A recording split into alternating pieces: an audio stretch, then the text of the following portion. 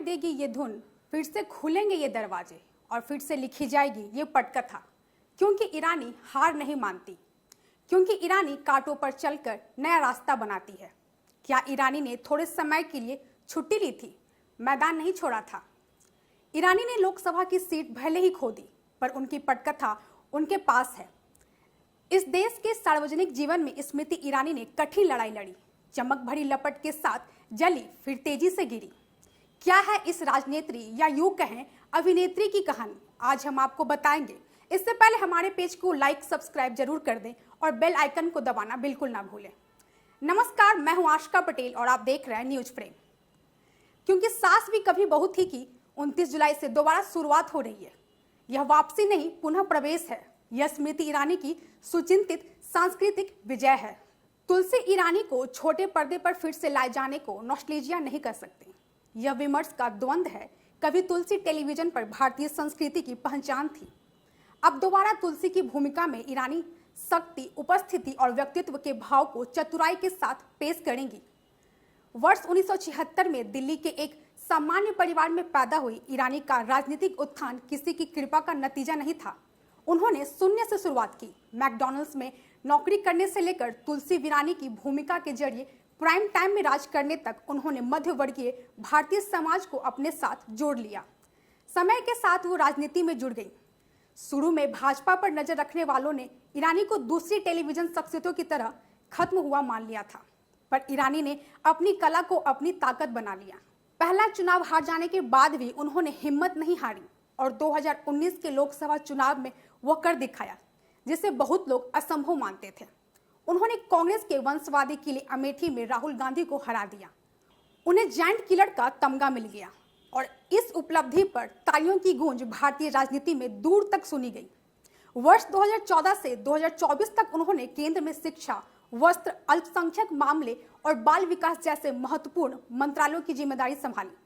राष्ट्रीय शिक्षा नीति 2020 का मसौदा तैयार करने में उन्होंने मदद की। वक्फ बोर्ड में सुधार किया और बाल विकास से जुड़े मुद्दों को नया रूप दिया। उनकी भूमिका महज आलंकारिक नहीं, कार्यकारी थी। पर राजनीति की ऊंट एक करवट बैठे ऐसा होता नहीं। वो किस करवट बैठेगा ये कोई भी नहीं जानता। वर्ष 2024 में गांधी परिवार के एक निष्ठावान कार्यकर्ता किशोरीलाल शर्मा ने अमेठी में स्मृति ईरानी को 1,67,000 वोटों से हरा दिया। नरेंद्र मोदी के तीसरे कार्यकाल में स्मृति ईरानी को किनारे कर दिया गया, पर ईरानी हार नहीं मानी और निकल पड़ी अपना रास्ता एक बार फिर खुद से बनाने। स्मृति ईरानी को यह पता था कि भारत जैसे देश में जहां राजनीति एक बड़ा मंच है और टेलीविजन मंच की शोभा, लेकिन छोटा पर्दा ही असली जगह है। तुलसी के किरदार की वापसी की स्मृति ईरानी ने इसे साइड प्रोजेक्ट कहा, लेकिन क्या ये उनकी तैयारी है 2029 के लोकसभा चुनाव की?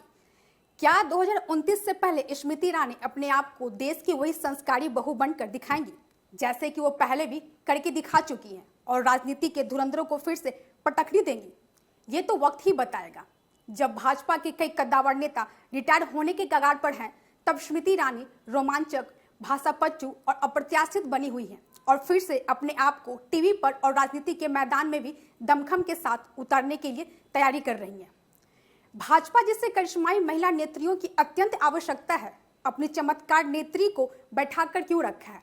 क्या ईरानी को थोड़े समय के लिए छुट्टी दी गई है, या तुलसी 2.0 ईरानी को वापस लोगों को लिविंग रूम में ले आएंगी? क्या ईरानी का सांस्कृतिक परिवर्तन उनका राजनीतिक पुनर्जन्म भी साबित होगा? जब 2029 तक अनेक वरिष्ठ भाजपा नेता ढलान पर चले जाएंगे, तब भाजपा की विचारधारा का प्रतिनिधित्व ईरानी से बेहतर कौन कर पाएगा?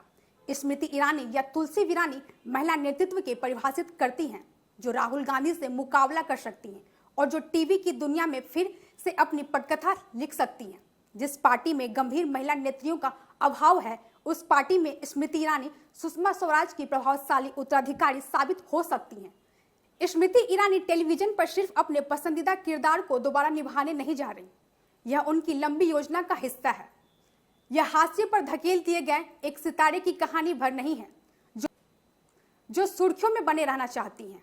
यह एक भारतीय महिला की कहानी है जो कि अपने प्रतिद्वंदियों को पर्दे पर और राजनीति के मैदान पर पटखनी देना चाहती हैं। स्मृति ईरानी ने लोकसभा की सीट भले ही खो दी, पर उनकी पटकथा उनके पास है। वह जानती हैं कि राजनीतिक रंगमंच पर अपनी भूमिका निभा चुकने के बाद अब वह टेलीविजन पर भावुक किरदार निभाने जा रही हैं। उनका टेलीविजन धारावाहिक सिर्फ नाटक नहीं, रूपक है। तुलसी अब सिर्फ बहू नहीं रही, सामाजिक संवादों का प्रारूप बन गई हैं। टेलीविजन पर वापसी की घोषणा के साथ स्मृति ईरानी ने यह जता दिया है कि उन्हें भुलाया नहीं जा सकता, क्योंकि सास भी कभी बहू थी कि 150 एपिसोड दिखाए जाने हैं। लिहाजा 2029 के चुनाव से पहले ईरानी को सार्वजनिक जीवन में वापसी इससे शानदार नहीं हो सकती थी। जब भारतीय लोकतंत्र 2029 के लोकसभा चुनाव के लिए तैयार हो रहा है, तब ईरानी अपनी सबसे यादगार भूमिका निभाने को तैयार हैं। यह भूमिका तुलसी की नहीं, एक असाधारण व्यक्तित्व की है। दरअसल ईरानी बेहतर समझती हैं कि इस देश में छवि ही विचारधारा है और कई बार ढंग से पहनी गई साड़ी भाषण से ज्यादा प्रभावी साबित होती है। तुलसी ईरानी को तो अब हम टीवी पर देख सकते हैं, लेकिन अभी इंतजार रहेगा कि स्मृति ईरानी को हम राजनीति के अखाड़े में कब और कैसे देखते हैं। अभी के लिए बस इतना ही। देश और दुनिया की सभी खबरों से जुड़े रहने के लिए आप देखते रहिए न्यूज फ्रेम।